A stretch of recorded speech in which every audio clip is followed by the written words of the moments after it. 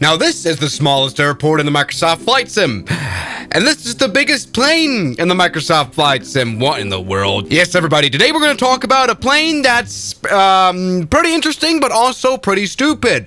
It just got released by the stupid developers of M-Scenery, who have been making loads of planes, all of which suck. Doesn't matter. This weird monstrosity right here is the CL-1201. And I don't know why, but they call it professional.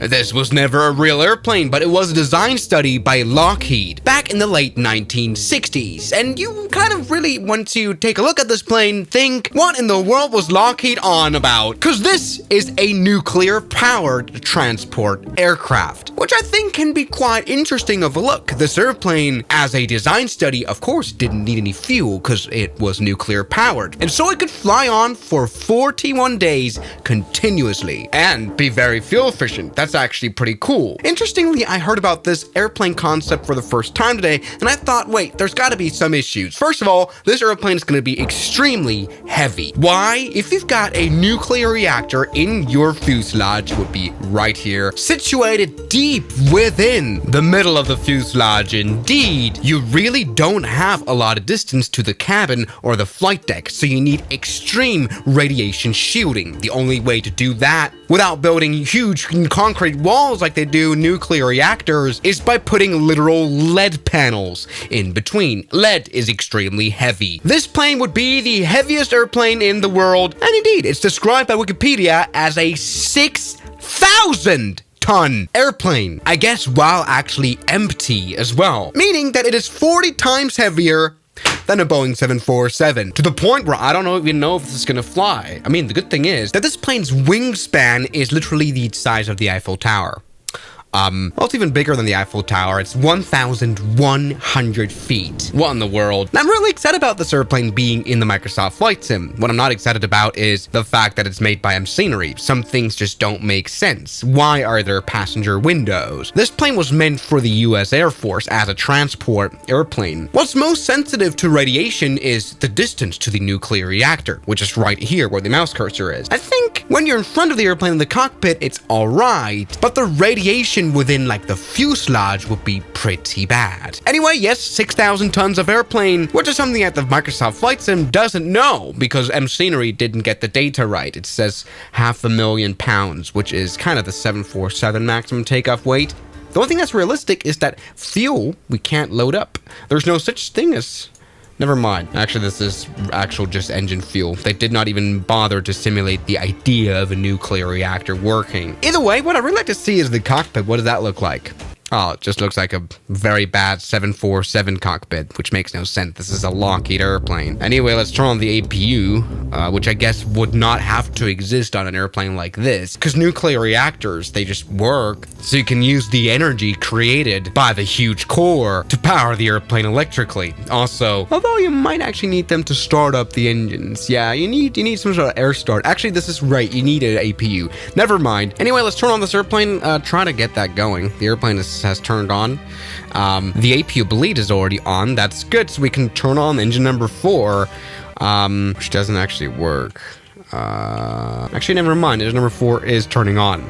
It's weird though, because even though we've turned on engine number 4, engine number 1 is spinning. This is sad. This is an extremely bad add-on. By the way, it costs 16 euros. I'd rather spend this on this. There's a lot more purpose in comparison to what this is.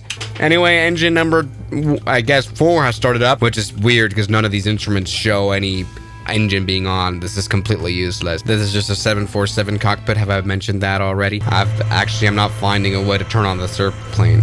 It won't turn on for me. I'm trying to start this up as a normal 747. It just doesn't work. So I'm going to spawn in at this airport with the engine running. Now, I really don't mind nuclear reactors, but there's a reason that we will never get nuclear powered airplane, I think, and that is what happens when you crash. You've got complete contamination of the broken core of the reactor, making the place that the plane crashes on uninhabitable for tens of thousands of years. What if a plane overruns at an airport and completely destroys the vicinity?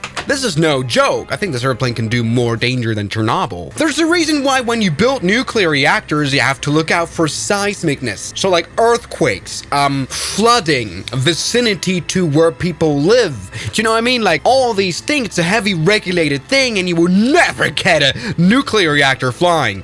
Something that's weird, by the way, and I've just realized that this plane apparently is supposed to have an outer stabilizer landing gear right here. This landing gear is just not gonna fit anywhere on a runway. There's just no runway that's as wide as this. This thing does just overhang any airport. Anyway, let's go ahead and see if we can fly it. This plane sounds exactly like a 747. Now, I don't even want to talk about the propulsion needed to get 6,000 tons of airplane into the air. And this is something that was actually never really disclosed by Lockheed either. They only published some drawings. But according to Wikipedia, at low altitudes, the plane would burn conventional aviation fuel. Also, it would have booster engines, 182 747 engines. This is like, this doesn't even make any sense. Where in the world would you put 182 CF jets here? Also, there would be no way this would now make any sense in terms of fuel economy. This is dumb. You would need a lot of thrust. The good thing is that the physics here just aren't simulated at all. This is probably just the physics model of a 747. Also, when you center the camera is not even center. That's very annoying. Either way, this airplane is now taking off and it doesn't even fit into the camera screen, which is very annoying. Also, look at the landing gear. Doesn't look good. Let's not overrun and contaminate the entirety of Key West. And there we go. We have actually taken off, sort of, in the biggest airplane in the world. Let's see what happens when we put the landing gear up. I wish there was a way to manually like zoom out. Look at all those landing gears. Why are they so tiny? Anyway, this airplane is flying. It's climbing now. And I mean, the propulsion side would work. It's very easy. After all, you just got this reactor core, which creates a lot of heat, which is then transferred through a coolant, maybe a liquid. That very, very hot liquid will then get into the engine and be so hot that it nicely heats up air and shoots us out through the turbines. I guess this would work. It's just that even these pipes right here transporting the coolant would have to be shielded so hard. This is like completely Sisyphean. Anyway, look at this. We're flying the, I forgot the name, CL-1201, which was supposed to more or less be an airborne aircraft carrier, being able to carry 22 fighter jets. I guess there's not really civilian use for it.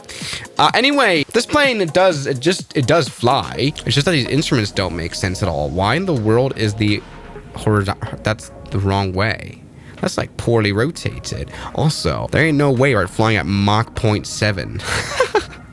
This is just lying, this airplane. Great stuff. Now, you know, everybody, this is the Arkansas Nuclear 1. It's obviously quite a ginormous nuclear reactor and has a power output of 1,800 megawatts. And you know what else has exactly that output? It's the nuclear reactor of the Lockheed 1201. And you know what? That power is actually once again required to just, you know, propel these huge amounts of mass into the air. Anyway, let's go and do one of the stupidest landings in the world. After all, we're landing now at Aspen right now, and doesn't really make sense because that landing gear once again won't fit anywhere. Great stuff. Anyway, the 747 cockpit looks just fine. Lamps can be set to 30 degrees, just like the 747.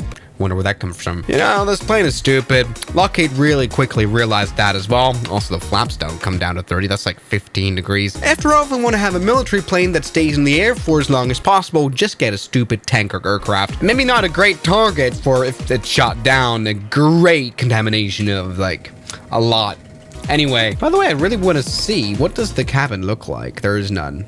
There's just like these stories right here where I guess passengers would sit and come out three-legged or something like that. Let's go ahead and, whoa, try to come in for a landing. This airplane sucks. Oh my God, it flies so badly. All right, but despite that, I'm going to do a nice landing now. Let's see how that works out. We really don't want to overrun, do we? There we go. That was a hard landing. Apologize about that. Let's get the reversers out. Whoa! Okay, all is well, all is well. This is just a little bit of contamination in Aspen. Oh, wow. So the problem is we collided with an object in, oh, great, Microsoft Flight Sim. You're doing a great job. Wow. Yeah, we collided with an object on the ground, and so that turned out this way. So everybody, this is the Lucky 1201. I think it represents that not every idea is a good idea. Also, I feel like this plane deserves a better add-on than whatever the frick this is. How does it have 5 stars? I have no idea. So, oh wow, this has been actually able to crash the flight sim in its entirety. That's gone. That's dead. So everybody, thank you so much for watching this video, and I'll see you guys tomorrow as always. Good night. And special thanks goes out to my members, my supporters, Guns Killer, R27, James Duram, That Dude, Anime Gods of Gaming, Derek, Insider Plane, Nishijutsu Finer, Professional Jamal, Ryland Williams, and New the York. You've got beautiful names.